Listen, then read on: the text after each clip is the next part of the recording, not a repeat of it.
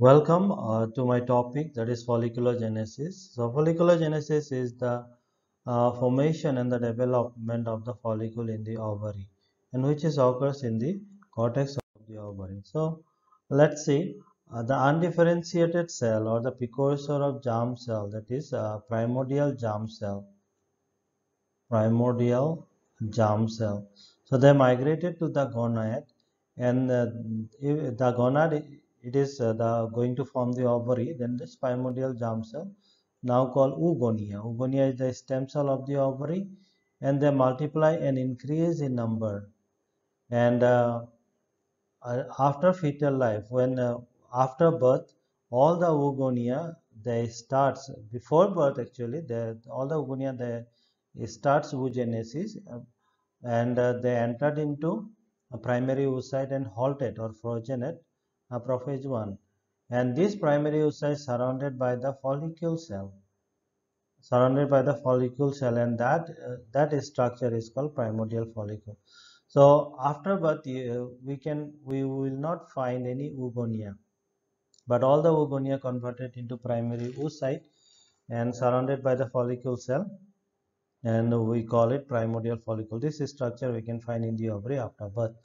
So how this primordial germ cell every cycle or the after birth, at the onset of puberty, how they are recruited into growing phase, we will that is folliculogenesis. So they have to enter in the growing phase, and this cell, they will modify, they will multiply, and they form a bigger follicle. So let's see how these follicles are formed. So we discussed that primordial germ cell, they are migrated to the gonad, which is ovary, and they become oogonia. They are divided by mitosis division, increase in number, and they entered into the primary oocyte, and they start meiosis 1. That is uh, meiosis 1. This is meiosis 1 division, but they are arrested at prophase 1. This stage of oocyte is called dictyate stage. Dictyate stage is the diplotin stage, and or prophase 1. So they don't complete meiosis 1. In between, at prophase 1, or this meiosis division is arrested or halted, or we can call it frozen. So this oocyte is arrested at this stage. The stage of the oocyte we call it dictyate stage. So this is this oocyte is arrested at prophase 1 and dictyate stage, and sorry, dictyate stage, and this oocyte is surrounded by the follicle cell. This flat structure is a follicle cell. So this is a follicle cell. The follicle cell which surrounds the oocyte, and this structure is called primordial follicle. So this is the resting state of the follicle in the ovary, and thousands of primordial follicle you can find in the ovary after birth. So we will not get any oogonia in the ovary after birth in most of the mammals. So after birth, when this primordial follicle entered into growing follicle, so that recruitment have to be occurred. Not all the primary follicle entered into growing phase. Only few. They are selected by the ovary. That the ovarian cell, they secrete some of the factors, the unknown factors, intra-ovarian factors. They select this primordial follicle, few primordial follicle which entered into the growth phase. So those factors may be growth factors and hormones and other signaling pathway which select the primordial follicle. Out of 1,000 follicle, only maybe 10 or 15 numbers they are selected. They entered into the growing phase. So when this follicle selected by the ovarian factors and they entered into the growing phase, they are decided to undergo development. So there are some modification occurs in the cell. Here, primordial follicle, we can see oocyte is surrounded by the flattened cell. Those follicle cell become now cuboidal. and they become metabolically active. They acquire a lot of organelles for steroidogenesis, and these cells are called granulosa cell. Now these are known as granulosa cell. They become cuboidal in structure, and they multiply around the primary oocyte, and they increase their layer over the primary oocyte. And this granulosa cell, they secretes glycoprotein like substances, and this granulosa cell secrete estrogen. So these glycoprotein like substances secreted by the granulosa cell, they form the a layer over the sorry over the oocyte, around the oocyte. It's like they create a privacy between the oocyte and the other cell. This layer is called zona pellucida. So this yellow color layer is called zona pellucida, made by the granulosa cell by secreting the glycoprotein. So that layer is create a privacy between the oocyte and the other cells around the follicle. So when granulosa cell also secrete the estrogen, and these granulosa cells, as they multiply, they form the receptor for FSH. Receptor for FSH. And so when the growing follicle develop the receptor for FSH, they will respond the FSH secreted by the anterior pituitary. This FSH is secreted by the anterior pituitary, and this FSH, because the growing follicle they develop the receptor for FSH, so under the influence of FSH, this granulosa cell become more active. This granulosa cell become more active metabolically. They secrete no, a lot of fluid, a lot of no, this estrogen production also enhance, and multiplication also enhance. So here granulosa cell, one peculiar thing that granulosa cell, they secrete estrogen. They synthesis and secrete estrogen, and when the product will form in the follicle, this estrogen stimulate the granulosa cell for multiplication. It is like a self-stimulatory. They produce estrogen, and estrogen stimulate the granulosa cell for multiplication. So when the growing follicle they develop the receptor for FSH, FSH comes and they also enhance the activity of the granulosa cell. As the follicle grow, they form the uh, they form a layer over the granulosa cell. This is a basement layer. This layer. This is the basement layer over the granulosa cell. And outside of basement layer, we have a theca cell. These are theca cell. These are theca cell.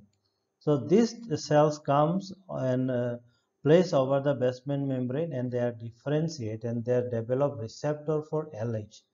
This theca cell, which is over the basement membrane, they develop the receptor for LH, and this LH are secreted by the anterior pituitary. And this theca area or over the basement membrane, we have the blood vessel. So this blood vessel, now it is over the basement membrane. So theca cells are rich supplied with the blood or blood vessel. So the blood vessels are present over the basement membrane. The blood vessels are not in contact with the granulosa cell, and because of theca cell, this theca cell, they have the receptor for LH. So under the influence of LH, this theca cell, they produce androgen, male hormone, testosterone. So under the influence of LH. So this theca cell, when they produce the androgen, and they pass from theca cell, this product androgen, to the granulosa cell by crossing the basement membrane, because it is a steroid hormone. And this granulosa cell have an enzyme, that is aromatase. That enzyme convert the androgen into estrogen. That estrogen is called estradiol 17. It is estrogen. So that estrogen is produced by the granulosa cell, and this activity, conversion of androgen to estrogen by aromatase enzyme, that activity is enhanced by the FSH. So FSH is very important for this conversion, and that activity of the granulosa cells are increased by the FSH. And under the influence of LH and FSH, it was primary oocyte. This oocyte, we have a primary oocyte, this, and this primary oocyte, now it is converted into secondary oocyte. So initial stage, the primary oocyte, uh, we have a primary oocyte. When they entered into the growing phase, and when under the influence of LH and FSH, this primary oocyte completes its first meiosis division. When it completed first meiosis division, these cells, this primary oocyte, they become secondary oocyte. And when they become secondary oocyte, and the secondary oocyte, they entered into the meiosis 2. And this stage again, this oocyte is arrested at metaphase 2. So they complete first meiosis division under the influence of FSH and LH. They become secondary oocyte, and a secondary oocyte entered into the meiosis 2, but again they are arrested, halted, or frozen at meiosis 2, but they are halted or arrested at metaphase 2. So the secondary oocyte, so it is secondary oocyte, they started the meiosis 2, but they arrested at metaphase. Secondary oocyte, they entered meiosis 2, but they arrested at metaphase 2. So this is secondary oocyte, but arrested at metaphase 2. So we have a secondary oocyte. So under the influence of FSH and LH, this granulosa cell activity increase, and this granulosa cells secrete fluid, and those fluids are accumulated between the granulosa cell. These fluids are the secretory product of the granulosa cell, and as this fluid are increasing the amount, they become a bigger fluid, bigger space. They are occupying the bigger space from this stage to this stage, and this space is called antrum.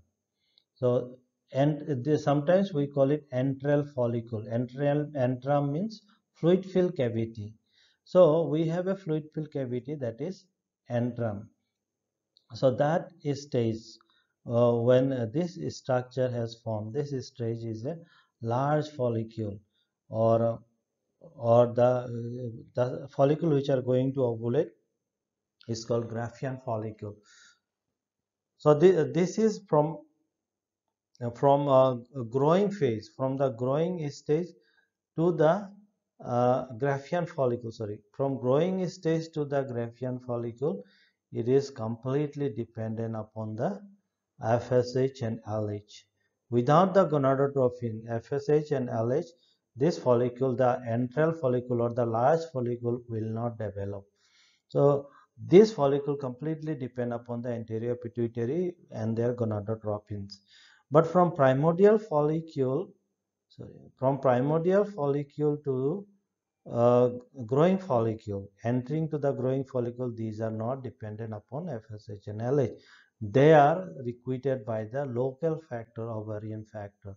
So some stage of the follicular development, they are independent of gonadotrophin. Some graafian follicle formation is completely dependent upon the LH and FSH. Graafian follicle, the follicle which are going to ovulate, that follicle is called graafian follicle. And this type of structure, sometimes more than one follicle you can find. So we have a more than one follicle, large number of follicle, large follicle, and which can secrete a lot of estrogen. So estrogen concentration increases. So that estrogen suddenly, the estrogen which is secreted by the granulosa cell, they cause LH surge. We will discuss during ovulation. LH surge. LH surge means suddenly they increase the LH secretion from anterior pituitary, and that LH surge is cause so many modification in the ovary or mechanism, or stimulate some of the enzymes that cause or release of this oocyte from the follicle. When the oocyte is released from the follicle, the leftover structure, this leftover structure is called corpus luteum. So these are the activity which will go on in the ovary. So folliculogenesis from primordial follicle to the graafian follicle, and how the other system affect their development. So we have seen the development of the follicle uh, from primordial follicle recruited by the local factor, by the intra-ovarian factor like growth factor or androgen-like substances. This factor they recruit the some of the primordial follicle which enter into growing follicle. So when the follicle entered into the growing follicle, some of the changes occur. Still they have primary oocyte halted or arrested at dictyate stage, and the flat cell become cuboidal, and now it is called granulosa cell. So follicles are also known as pregranulosa cell, and this granulosa cell secretory product they form the zona pellucida, and also basement membrane formation in the growing follicle, theca cell differentiation and the development of the FSH and LH receptor occurs.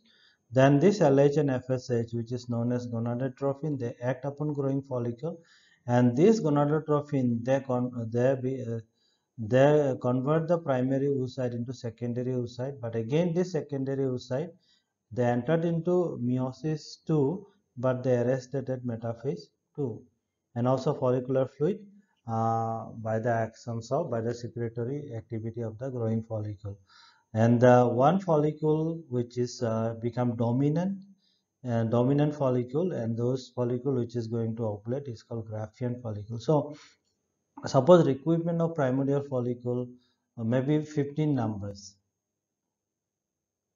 they will enter into growing follicle and all the growth occurs, but only one follicle become dominant, and that dominant follicle uh, going to ovulate. That is called graafian follicle. So here the growth of all the flowing growth of all the 15 follicle are not same.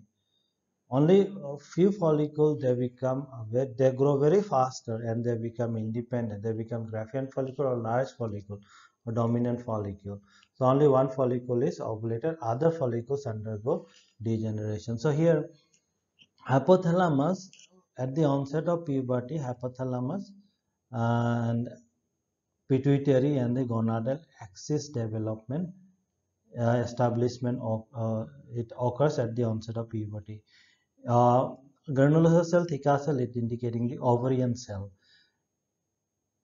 So this coordination between the hypothalamus and anterior pituitary, and the anterior pituitary to the ovary, to the ovarian cell, or to the gonad, ovarian gonad. So hypothalamus they will release GnRH, then gonadotropes of the pituitary they release FSH and LH. These are called gonadotrophins, and the granulosa cell they develop receptor for FSH, and due to the stimulatory effect of FSH, the granulosa cell activity increases, and theca cell under the influence of FSH they produce androgen, which is converted to estrogen by the aromatase activity. Under this activity increases by FSH. So initially when the growth occurs of the follicle, this estrogen give positive signal to the anterior pituitary and the hypothalamus. Now it is simply this hypothalamus they are sending signal to the anterior pituitary sending signal to the gonad, ovary, and the gonad is responding to the signal of anterior pituitary by producing estrogen. It is a product which and this product comes to the circulation and tell the anterior pituitary that the messenger, that is FSH and FSH, which you have sent to us, this is our result, we are responding to it. So it gives a positive stimulus to the hypothalamus and anterior pituitary, and due to the product of estrogen by the result of FSH or no, they produce, and this signaling initially low concentration of estrogen they give positive feedback mechanism to the hypothalamus and anterior pituitary. Therefore, FSH level increases due to positive stimulation. So when the follicle become large, they become uh, when the follicle granulosa cell increases, they become increase in size, and the very high concentration of estrogen. Now the estrogen production is very high, and that very high concentration of estrogen, they cause negative feedback to the anterior pituitary and the hypothalamus. So this estrogen, high concentration of estrogen produced by the large follicle, maybe more than one follicles, which is large follicle, and that large follicle gives a negative signal to the hypothalamus and anterior pituitary. Because of that, FSH level decreases. So due to the decreased level of FSH, I told you that all the follicle which grow, all they don't grow in a similar pattern. Only few follicles they grow very faster and become very large, and they become independent. They become self-dependent. But other small follicles, they still need the support of FSH, and those follicles undergo degeneration. Only the selected follicle, only the large follicle, dominant follicle, they will survive, and out of that only one follicle is selected for ovulation. So when the FSH level goes down, many follicles which are in smaller in size, they will die or they will degenerate. Only the large follicle, they will survive, because large follicle, they have lot of receptor for FSH. So with very minimum level of FSH, they can survive, and estrogen can produce by the granulosa cell. That is which occurs, and this granulosa cell or large follicle also secrete the inhibin. Large follicle or dominant follicle, they release the inhibin, and inhibin cause negative feedback. They prevent the release of FSH from anterior pituitary. That is which occurs in the later part of growing follicle or from the antral follicle or dominant follicle. They prevent the release of FSH. So only the small follicle which are still need dependent or still required FSH, those follicle will degenerate. But the follicle which are dominant, which are self-dependent, those follicle will survive. So at the close to puberty, when the follicle, dominant follicle, which is going to ovulate just 24 hours before the ovulation, this estrogen suddenly from negative feedback mechanism, they become positive stimulatory to the hypothalamus and anterior pituitary. And this estrogen now they are stimulating the release of high level of LH. High level of LH. FSH is already inhibited or no by inhibin by the granulosa cell, but the estrogen, a very high concentration of estrogen, or the this estrogen from negative, suddenly it is changing its signaling to the positive stimulus to the hypothalamus and anterior pituitary, and because of that there is high amount of LH release. When there is high concentration of LH release, that is called LH surge, just 24 hours before ovulation. This LH surge comes to the ovary, and they activate some of the mechanism which cause ovulation. Without LH surge, there is no ovulation. This ovulation is necessary, which is triggered by the estrogen. Suddenly it changes signaling from negative to positive. So in the ovary, when we see, we have a follicle which are storage follicle which are not growing. So some of the follicles are requited to enter into the growing pool by the local factor, recruitment occurs. When they are entered into the growing pool, they develop receptor for gonadotropin, and this growing follicle, they will respond to the gonadotropin, and they are dependent from growing to the antral follicle. Without uh, without FSH and LH, the growing follicle cannot become antral follicle. They are gonadotropin dependent. From antral follicle, only one follicle is going to ovulate, and other follicle will degenerate. So this is what we can see in the ovary: follicle development, and after ovulation, the leftover structure,